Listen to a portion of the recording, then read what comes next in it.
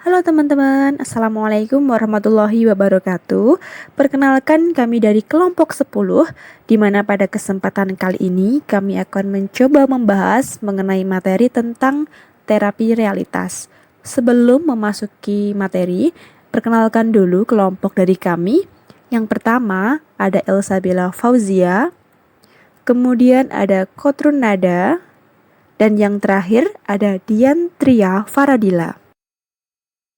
Nah, yang pertama adalah asumsi dari terapi realitas. Terapi ini menolak adanya konsep tentang penyakit mental. Ia beranggapan bahwa bentuk-bentuk gangguan tingkah laku yang spesifik merupakan dampak dari ketidakbertanggungjawaban individu. Jadi dapat digarisbawahi bahwasanya terapi realitas ini tidak memandang adanya penyakit mental dari individu, melainkan adanya gangguan-gangguan itu ya karena individu tersebut tidak dapat bertanggung jawab atas dirinya sendiri.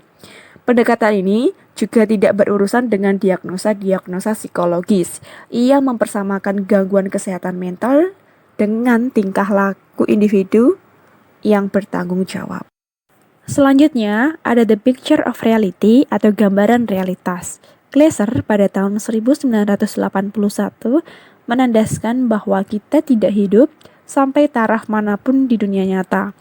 Karena apa? Individu mungkin memiliki persepsi realitas, namun mereka tidak dapat mengetahui realitas itu sendiri.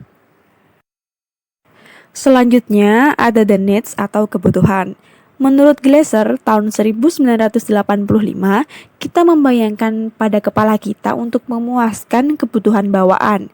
Sebelum kebutuhan tersebut dipenuhi, kita menyimpan gambar orang, benda, atau peristiwa yang memuaskan kita.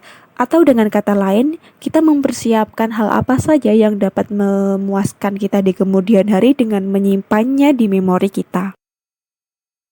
Glasser menggambarkan 5 kebutuhan dasar psikologis dari manusia. Yang pertama, ada kelangsungan hidup, kepemilikan, kekuasaan, kebebasan, dan kesenangan. Kelangsungan hidup yang dimaksud adalah mengurus diri sendiri dengan baik seperti makan, minum, mencari perlindungan, dan melawan penyakit. Kemudian, untuk kebutuhan untuk memiliki mencangkup kebutuhan untuk mengasihi, berbagi, dan bekerja sama yang ditemukan dalam semua kebudayaan. Baik, saya akan melanjutkan landasan teori selanjutnya mengenai terapi realitas, yaitu choice atau pilihan. Glasser percaya bahwa ketika orang mengatakan saya memilih untuk tertekan dan bukan saya tertekan, artinya mereka lebih kecil kemungkinannya untuk memilih tertekan dan oleh karena itu lebih kecil kemungkinan untuk merasa tertekan. Artinya apa? Bahwa benar-benar terapi realitas di sini mengedepankan bahwa manusia seutuhnya memiliki kendali terhadap dirinya sendiri. Manusia seutuhnya memiliki tanggung jawab terhadap dirinya sendiri. Apa yang akan dia pilih? Pilihan apa yang dia buat? Apa yang akan dia rasakan selanjutnya? Dia memiliki tanggung jawab atas itu. Yang selanjutnya adalah behavior atau tingkah laku. Glasser mendefinisikan tingkah laku sebagai sesuatu yang kita semua tahu bagaimana yang kita lakukan, apa yang kita pikirkan, dan apa yang kita rasakan. Jelas di sini bahwa Glasser memandang manusia sebagai individu yang menyadari sepenuhnya apa yang dia lakukan, apa yang dia pikirkan, dan apa yang dia rasakan, termasuk segala sesuatu tingkah laku yang terjadi di dalam kuasa alam bawah sadar dirinya, seperti mimpi, lamunan, angan-angan. Hal itu dipercaya Glasser bahwa manusia, dia menyadari apa yang terjadi, apa yang dimimpi dia merasakan, apa yang dia lamunkan dia rasakan, dan apa yang dia pikirkan dia rasakan. Sehingga menurut Glasser, ketika manusia memiliki problem dalam aspek tersebut, manusia mempunyai tanggung jawab. Manusia memiliki kendali untuk mencari jalan keluarnya sendiri atas apa yang terjadi pada dirinya sendiri. Kemudian yang terakhir ada choosing behavior atau memilih perilaku, di mana setidaknya di sini ada 4, menurut Glasser, 4 alasan mengapa orang-orang mungkin memilih untuk menekan perasaannya, merasa khawatir atau menderita secara psikologis.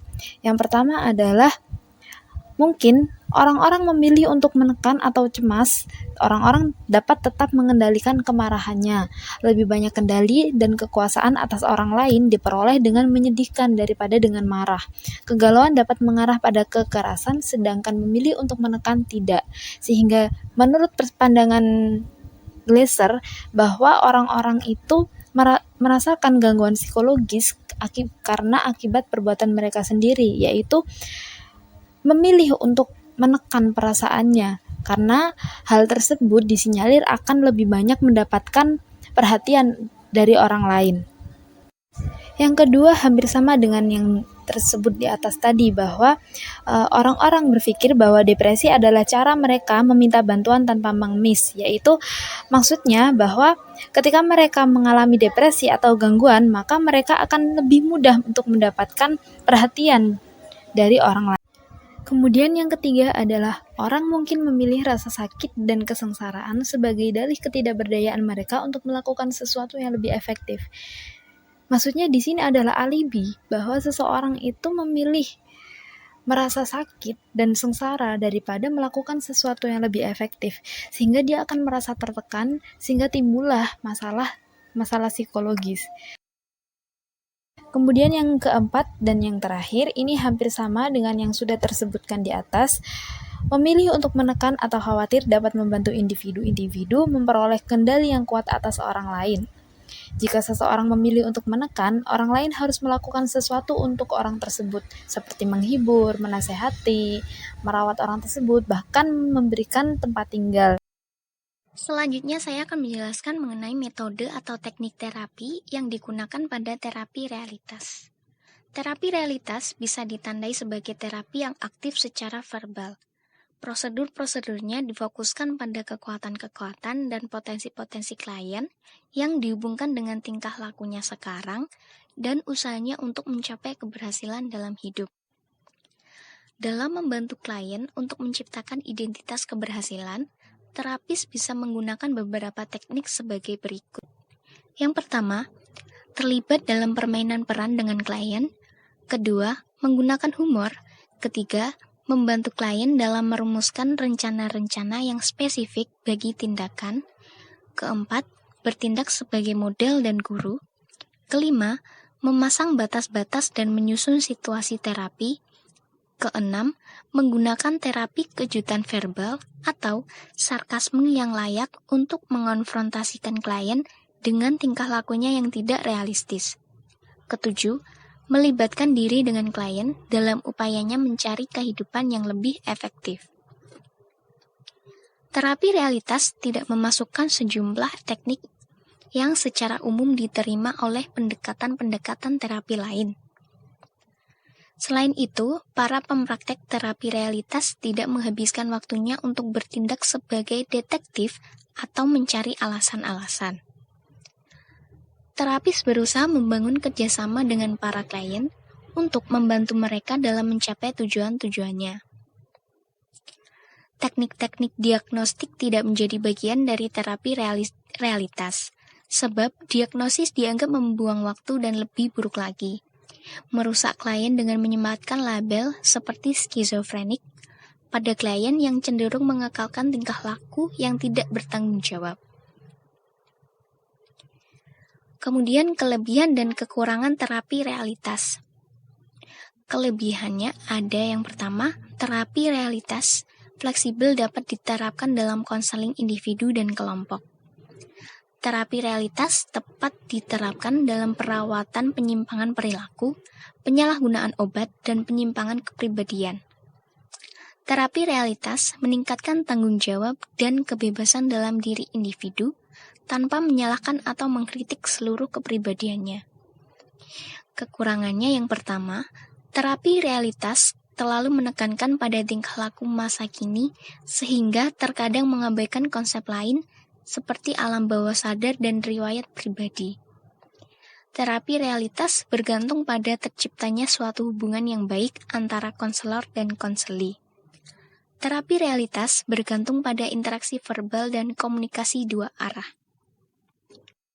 Nah, demikian presentasi yang dapat kami sampaikan dari kelompok 10. Semoga dapat bermanfaat untuk kita dan untuk teman-teman. Terima kasih atas apresiasinya. Mohon maaf apabila ada kesalahan kata. Akhirul kalam, wassalamualaikum warahmatullahi wabarakatuh.